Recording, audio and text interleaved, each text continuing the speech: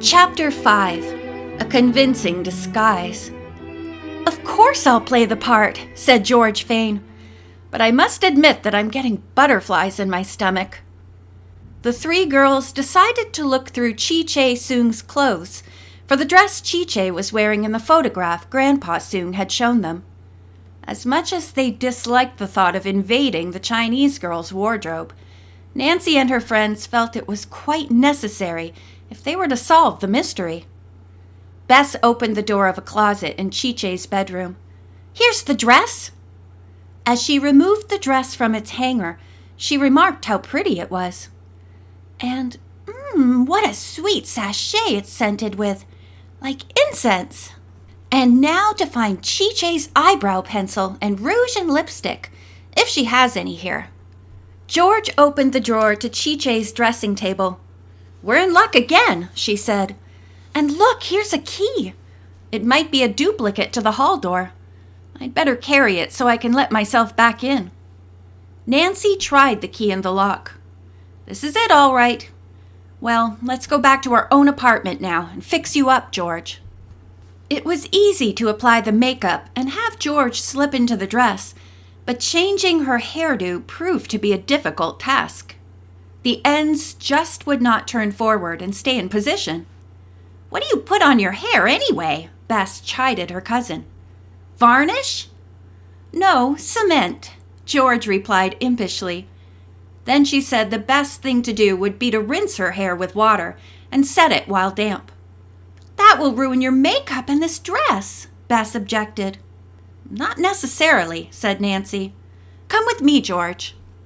She led the way to the bathroom, put a towel around George's shoulders, and told her to lean over the basin. Quickly and carefully, Nancy rinsed her friend's hair and partially dried it before George raised her head.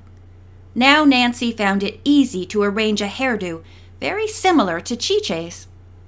When she finished, Bess exclaimed in wonder, "I can't believe it! You really do look like the girl in this picture, George." Suddenly, she made a low bow.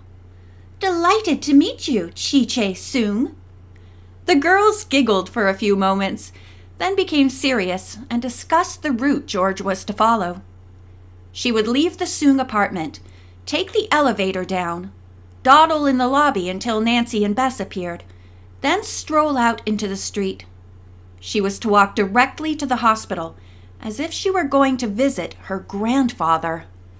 "But when you get inside the hospital, hide in the gift shop," Nancy directed. "Bess and I will really call on Grandpa Soong and find out how he is. Wait for us to come back downstairs. Then after that," said George, "I'm to stroll on to Columbia University and walk around the campus.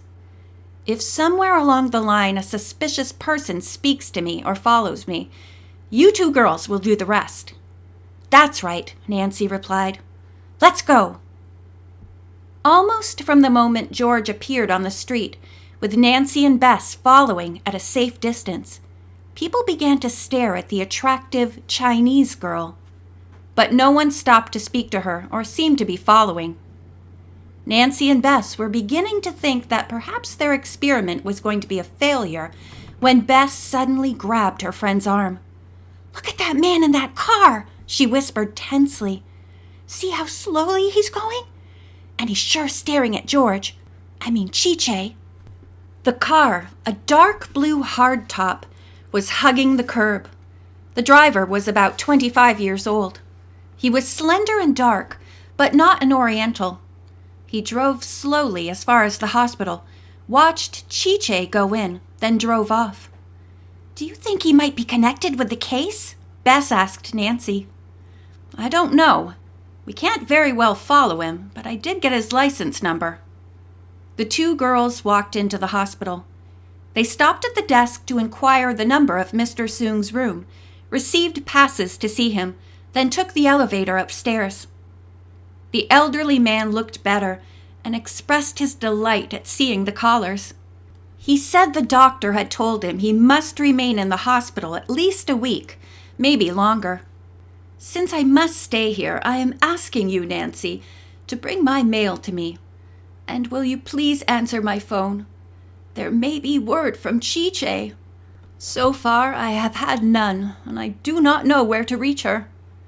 "I'd be very happy to do that," Nancy answered. Grandpa Soong told the girls that a nurse had brought him a message a short time before from Mr. Stromberg. He had telephoned to find out how the patient was.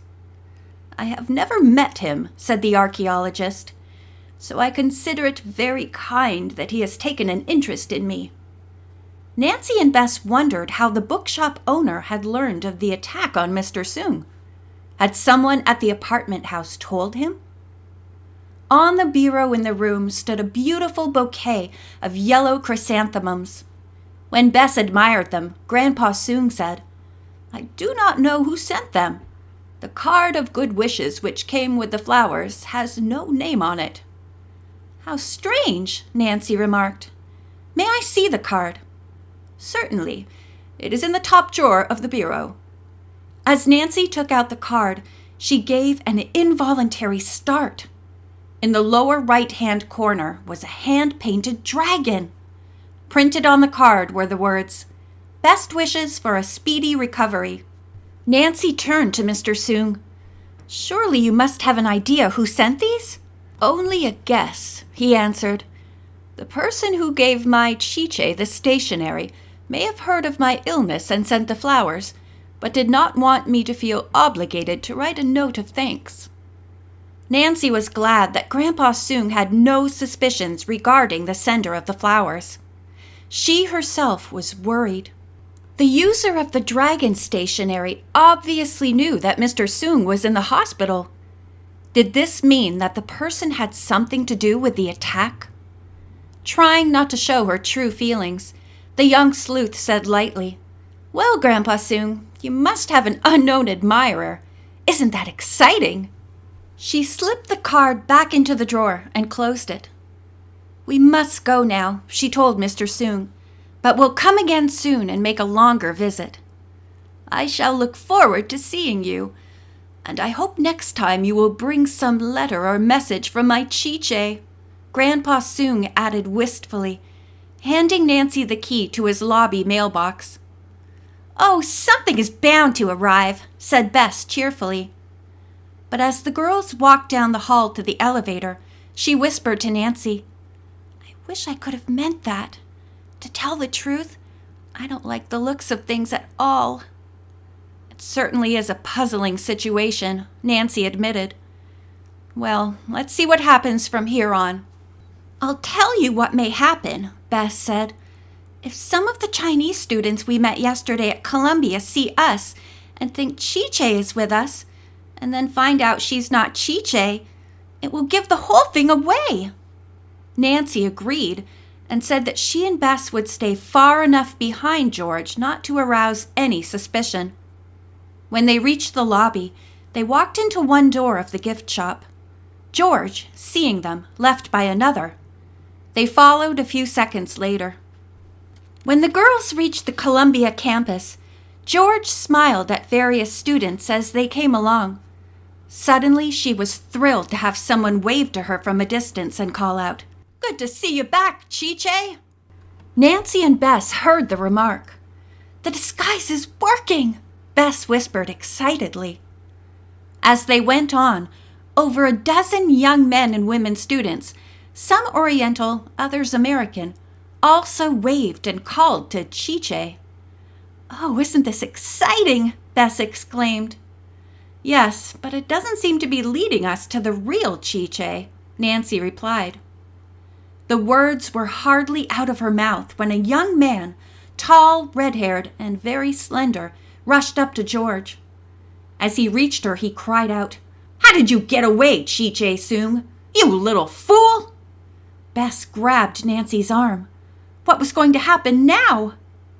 George, though startled, played her role magnificently.